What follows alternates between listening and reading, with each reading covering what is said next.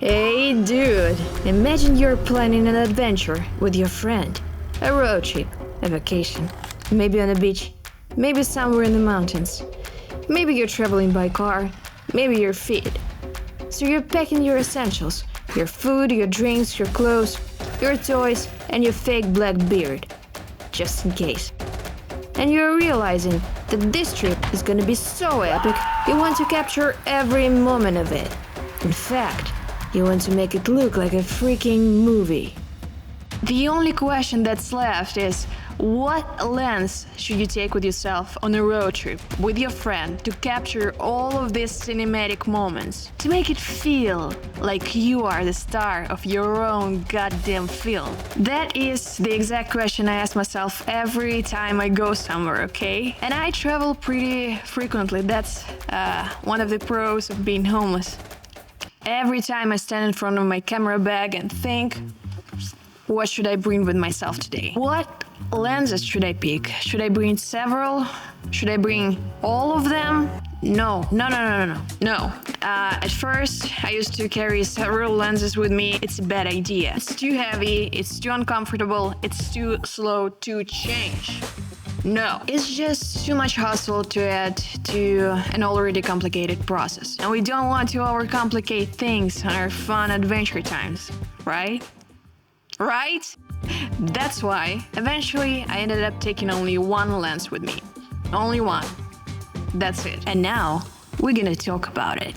Immediate note, I don't want the brand of this lens to be the focus of this video, because it totally could be some other type of brand, more fancier, more expensive, it doesn't matter. I want to talk primarily about the form factor of this lens and why this type of lens is the best one you could take with yourself on a trip to make cinematic videos and shoot something beautiful. At least it's the best one for me because I'm sharing my personal experience here. If you want to share your personal experience, you are welcome in the comments. I appreciate that.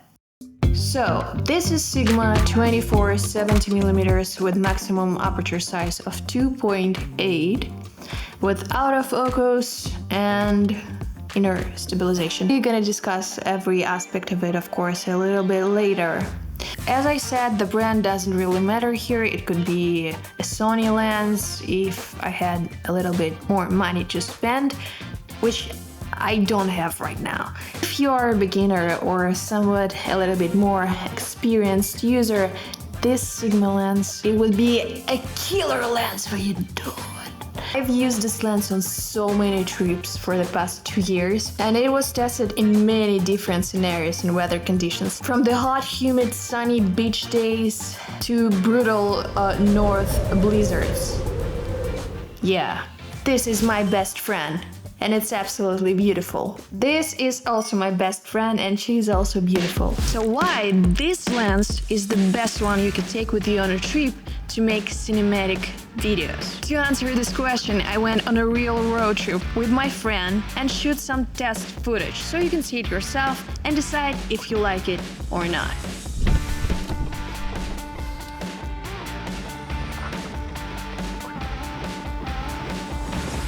For this trip, I packed only this lens, yet again.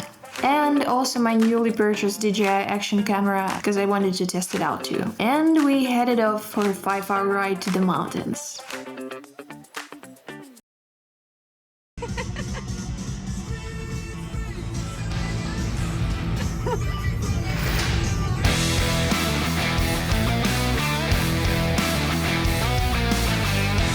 First time we arrived on the spot, we were not lucky because it started raining. Still, I decided to take my camera out and give it a go.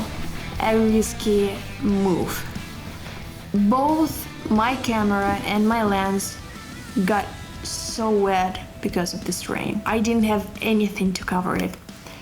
Shit, that's really bad. I hope it survives.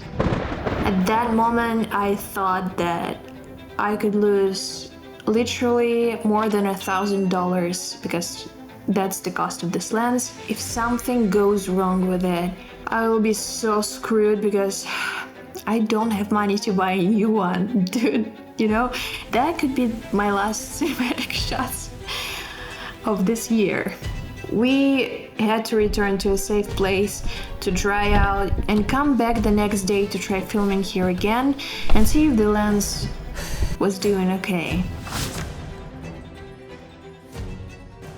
To me, it's versatility that makes it win. It's basically several lenses in one. The range from 24mm to 70 is the perfect cake for me in most situations since I use a full-frame camera. I have to admit my special love for 50 and 70mm because I feel like that's what I use the most. I like close-ups. I like the separation, the bokeh, the character that it gives. To me, it's more natural and closer to the perception of my own eyes, just more enhanced, you know?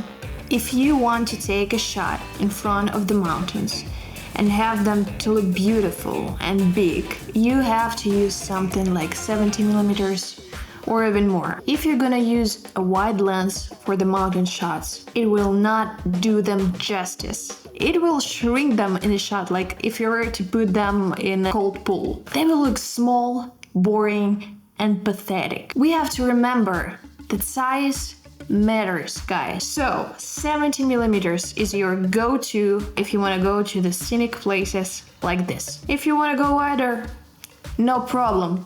24mm is here to serve you. It totally will cover your establishing shots and different types of landscapes, but not mountains. Please don't, no, not mountains. If I need to go super wide, I just go with my newly purchased DJI action camera and I'm absolutely covered.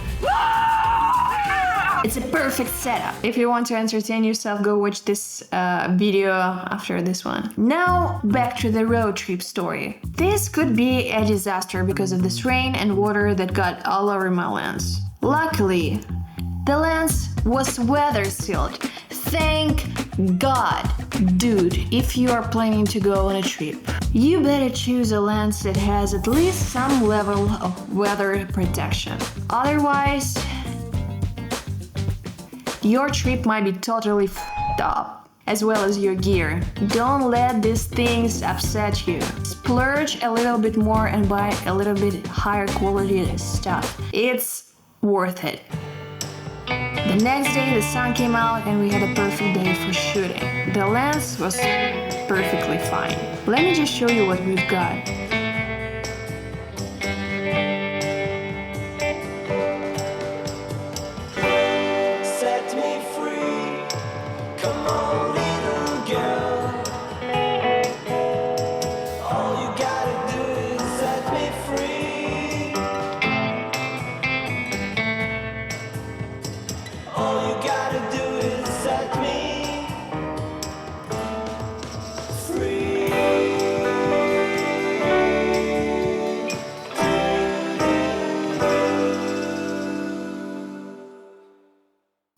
Dude, I love this lens. If you're interested in this particular lens, let's discuss other advantages that it gives. I love build quality and design of Sigma art lenses. It doesn't feel cheap at all, it's sturdy, it's high quality. It has metal body and it's weather sealed, which is super important on a trip. As we discussed earlier, it got wet several times over the past year and I've never had any issues after. Don't throw it in the pool though. Next, dude, I love the image quality. And yes, I color grade my shots heavily. Let me show you how it looks out of the box. This is before color grading. This is after color grading. Again, this is before and this is after. This lens also has great low light performance. 2.8 aperture size hits the perfect spot for me in most situations. Next, autofocus. It's great and much needed on a road trip, so you won't struggle with the manual setup, which will definitely be frustrating. It's quick and easy, almost never fail me. Almost. But in case you want to switch to the manual settings, you've got the button for that, buddy. You do you. The only downside of this lens is it's a little bit heavy, but I go to the gym these days and I train my arms specifically for that matter, so it's not a problem for me anymore. Anyways, this is great lens, dude. Oh, you can totally make your videos look like a freaking movie with this one. And yeah, I'm going to keep using it everywhere I go on my trips. Whether it's gonna be jungle, or in the mountains, a road trip, or a boat trip, snowy north, or a sunny tropical beach. Let me know, what lens do you prefer to use on your road trips? Leave it in the comments. I will take a look. I'm interested what works for you. Dude, you know what? Tell me everything. How are you? How's your mom? Let me know. Tell her I say hi. If you're interested in more videos that were shot with this lens, check out these bad boys. And thank you for watching, dude. Go have a great day, okay?